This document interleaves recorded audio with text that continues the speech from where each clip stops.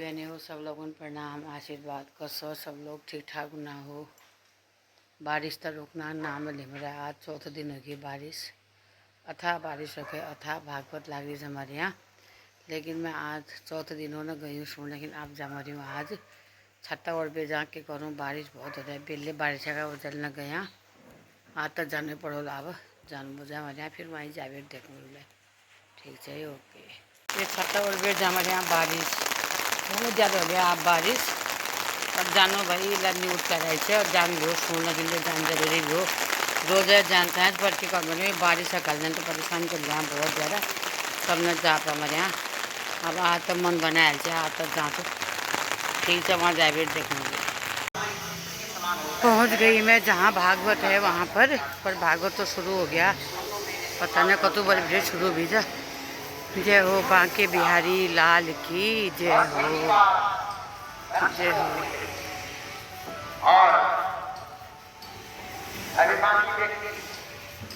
जय हो शुरू होगी बहुत देर हो गए, पता नहीं 3 बजे से हो गया होगा शुरू। ये बारिश ने तो परेशान कर दिया सभी को।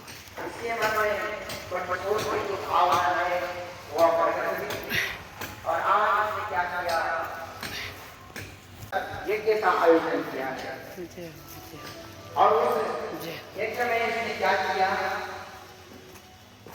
भगवान शंकर को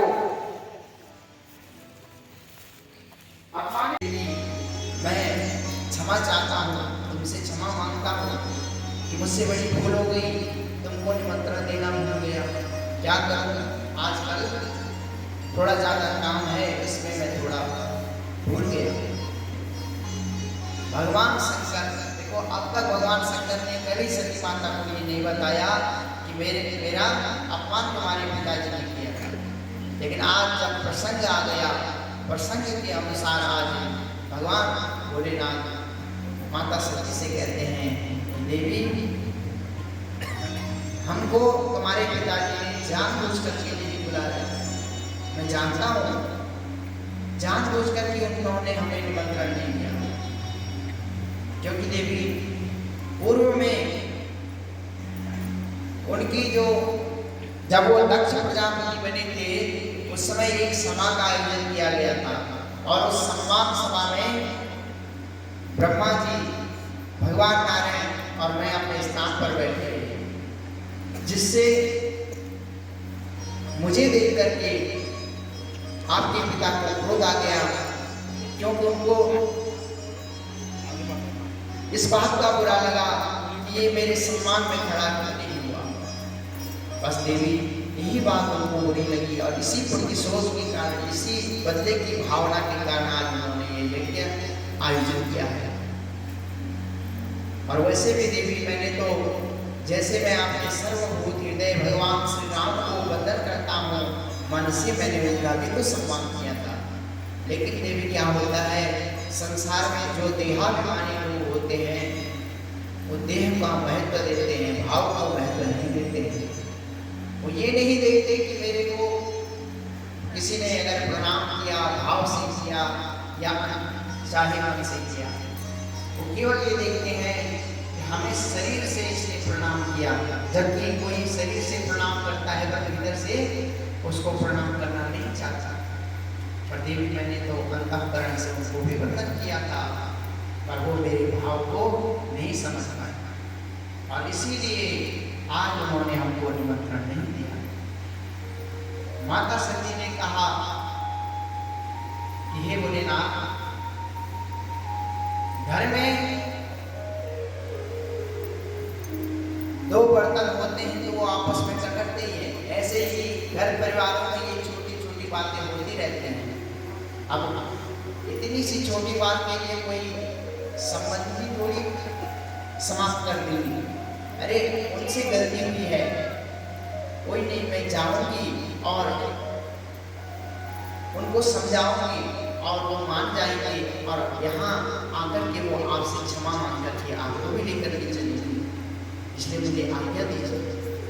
और कहीं मैं भी नहीं गई और मेरे आप भी नहीं गए, तो सारा जो देव समाज है वो देव समाज में हमारे घर की जो लड़ाई है फिर थोड़ा दूर जाती है। लौट करके आती है। ऐसे ही करते करते 2-3 बार प्रयास किया, फिर अब अंत में लौट करके आई और बोले भगवान से, भोलेनाथ से, हे भोलेनाथ, अब मैं अंतिम बार आपके पास आ रही हूँ, मैं सच कहती हूँ, अब मैं लौट करके नहीं आऊंगी। तो भगवान कुछ भी नहीं बोली और माता सती चली। तो जब माता सती बहुत दूर तक चली, दिखाई दी, भगवान शंकर ने देखा कि भाई अब तो सच में ही जा रही है। अब जब जा ही रही है तो क्यों ना इनको सम्मान के साथ भेजा जाए। तो नंदी की जो अपने गण हैं भगवान के, उनको बुलाया और उनसे कहा कि जाओ अपनी माता जी को सादर के सही उनके पिता की यहाँ पहुँचा। अब माता सती के साथ जो नंदी भृंगी जो भगवान के गण हैं वो भी आज उस यज्ञ सभा में प्रवेश करते हैं। और सती महारानी की जय, और शंकर भगवान की जय जयकार करते करते भगवान शिव के गण वहां पहुंचे हैं। अब जब उस सभा में पहुंचे तो वहां माता सती ने जब उस यज्ञशाला में प्रवेश किया तो वहां उनकी बहनें मिली और वो बहनें भी आज उसको उलाहना देती हैं, उसका उपहास उड़ाती हैं, उसको बहुत बात तो उसके हित की करती हैं, लेकिन भीतर से उसके उपहास करती हैं कि अरे सती, हमें पता है पिताजी ने तुम्हें नहीं बुलाया, लेकिन फिर भी तुम चली आई, तुमने ठीक किया। बहनें भी मुस्कुरा रही हैं, पिताजी की दृष्टि पड़ी, लेकिन पिता जो दक्ष है उसने दृष्टि ही बदल दिया और दूर चले गए। माता सती को ये व्यवहार अपने पिता का अच्छा नहीं लगा, लेकिन जैसे कैसे उन्होंने अपना इस व्यवहार को भी सहन कर लिया। दक्ष के द्वारा जो व्यवहार किया गया उसको भी सहन किया। अब माता सती ने विचार किया कि भाई मैं अपने मायके आई हूँ और मायके में महत्व होता है माँ का, माँ से ही मायका होगा, तो माँ कहाँ होगी। और सच में अगर किसी के मन में पीड़ा थी सती और भगवान शंकर के न आने की, वो पीड़ा किसके मन में थी? माता। कहते हैं सागर भरी मिली एक माता, भगिनी मिली बहुत मुस्काता। केवल उनकी माँ प्रसूति ही उसके साथ सम्मान के साथ बड़े स्नेह से उन्होंने अपने अंत में अपनी पुत्री सती को ले लिया। और अब माता सती ने यज्ञ की भूमि में प्रवेश किया कि चलो चल करके देखते हैं जो यज्ञ की भूमि है, उस यज्ञ भूमि में कैसी शोभा है, कहाँ कहाँ उसमें सजावट हुई है, कैसी यज्ञशाला का आयोजन हुआ है। जब माता सती उस यज्ञशाला में प्रवेश करती है तो सज्जनों, माता को अब वो दृश्य देख करके बहुत क्रोध आ गया, क्योंकि जब यज्ञ में प्रवेश किया तो वहाँ जो छोटे छोटे देवता हैं, जिन देवताओं को उतना कोई महत्व नहीं देता, उनके भी वहाँ स्थान थे, लेकिन देवादिदेव भूत भावन भोले महादेव का कोई भी स्थान नहीं था। और एक धर्मपत्नी सब कुछ सहन कर सकती है, अपना अपमान भी सहन कर लेती है, लेकिन अपने मायके में अपने पति का अपमान होता हुआ वो नहीं देख सकती थी। और माता सती को ये बात अच्छी नहीं लगी और माता सती को बड़ा क्रोध आया और दक्ष प्रजापति से कहती है कि हे प्रजापति दक्ष, तुमको अपने पद का अभिमान है ना, लेकिन याद रखना यह अभिमान तुम्हारा ज्यादा दिन तक नहीं रहेगा। अब तक मैं चुप रही, मैंने सब कुछ सहन किया, लेकिन अब जो अपमान तुमने मेरे स्वामी का किया है, इसका फल तो तुम्हें भोगना पड़ेगा। और क्योंकि मैंने तो तुम्हारे ही शरीर से मेरा जन्म हुआ है, इसलिए मैं आज तुझ जैसे शिवद्रोही के घर मेरा जन्म हुआ।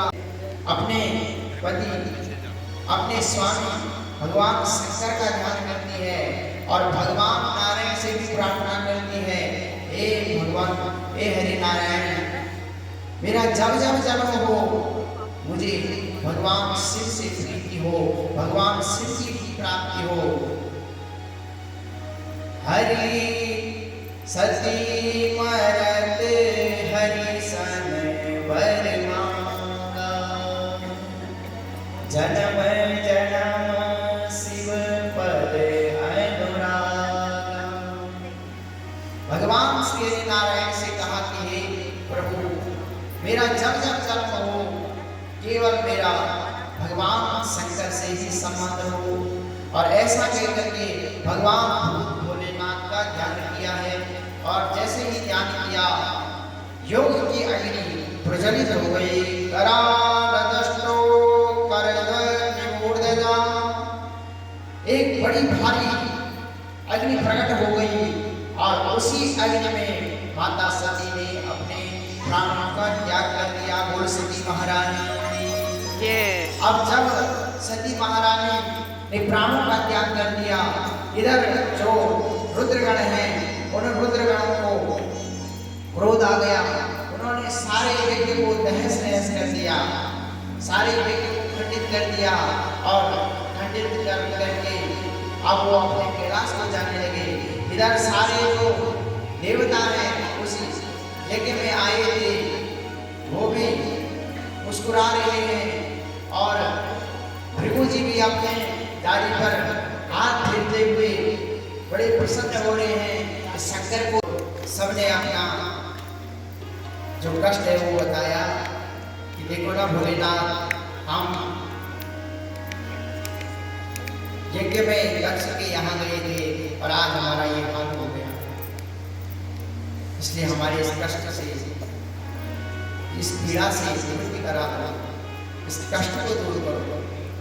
भगवान शंकर ने कहा कि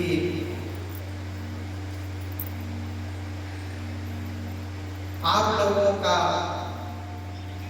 कष्ट मैं कैसे दूर कर सकता हूँ। तो समस्त देवताओं ने कहा, प्रभु आप उस यज्ञ में चलिए, अगर आप उस यज्ञ में चलोगे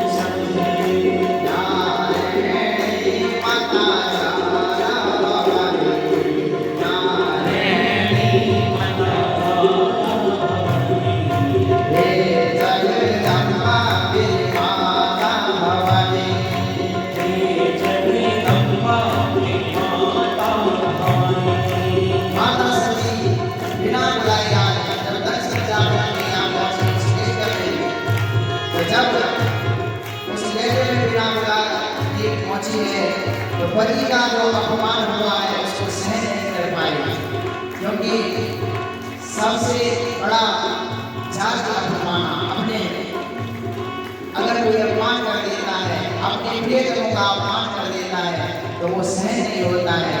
इसलिए माता सती ने क्या किया, माता सती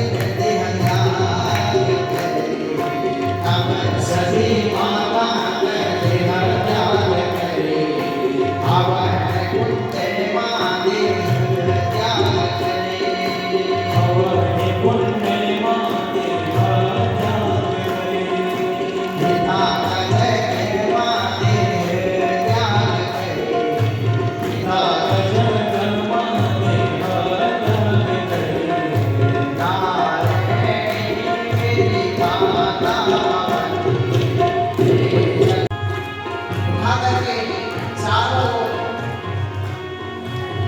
होकर के भटक रहे हैं, सांस नहीं ले पा रही है, यत्र तत्र चारों ओर वो घूम रहे हैं, कहीं भी सांस लेगी क्रोध की ज्वाला भग रही है। तो भगवान श्री हरि को लगा कि भाई अगर शंकर भगवान का कोई सांस नहीं हुआ, ऐसे ही इस शरीर को लेकर के ये अपने पास कंधे पर उठाए रखेंगे तो ऐसे इसका विरोध नहीं जाएगा, तो क्या करूं? तो श्री हरि नारायण ने एक युक्ति लगाई, तुरंत अपने चक्र से उस शरीर के अंग जो थे माता सती के वो काट दिए और वही पावन शक्तिपीठ के रूप में प्रकट हो गए। बोल सच्ची महारानी की जय हो। तब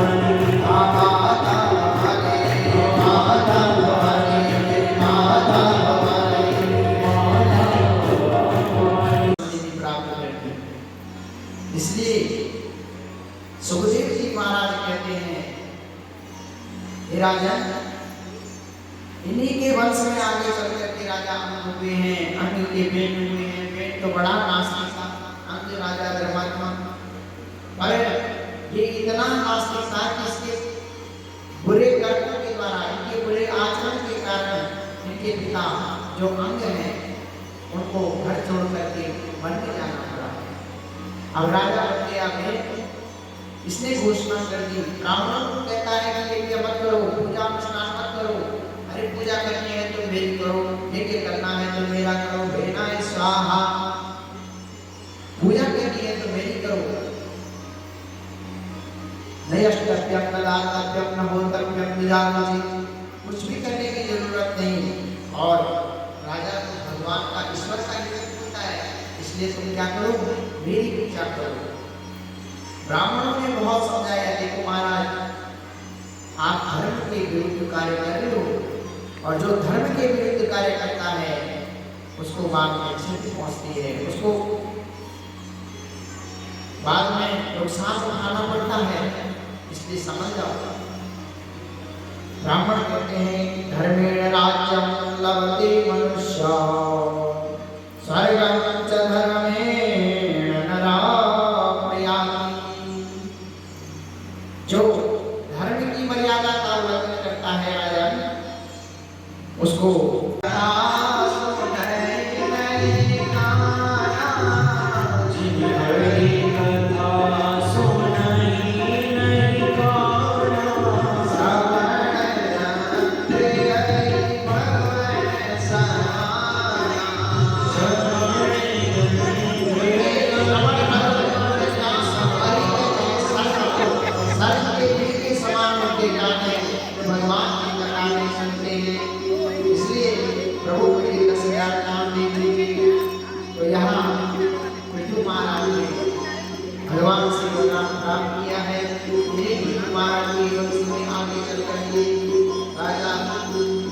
प्राचीन वही हुए। तो प्राचीन हरिपिता में अर्जुन सुंदर ज्ञान उपदेश देकर के कल्याण करा दिया। ये बहुत व्यक्ति थे, लेकिन ये कभी हिंसा करते थे। तो नारद जी ने सुंदर पूर्वजन अपमान का प्रसंग को श्रवण कराया और उसके फल से इसका क्या कर दिया, उस कथा के माध्यम से उस उपदेश के द्वारा का भी कल्याण कर दिया। आगे उनके वंश का वर्णन यहाँ श्रवण कराते हैं कि प्रियव्रत महाराज जी बचपन से ही भगवान का भजन करने वाले थे। भगवान में इनका मन लगा हुआ था, आत्मा राम थे। इन्होंने अपनी आत्मा में भगवान ही रमाए हुए थे। प्रियव्रत आत्मा राम कथा सुने। सुखदेव जी से राजा परीक्षित का प्रश्न ही ये है कि प्रियव्रत ने भगवान को अपनी आत्मा में कैसे रमा दिया।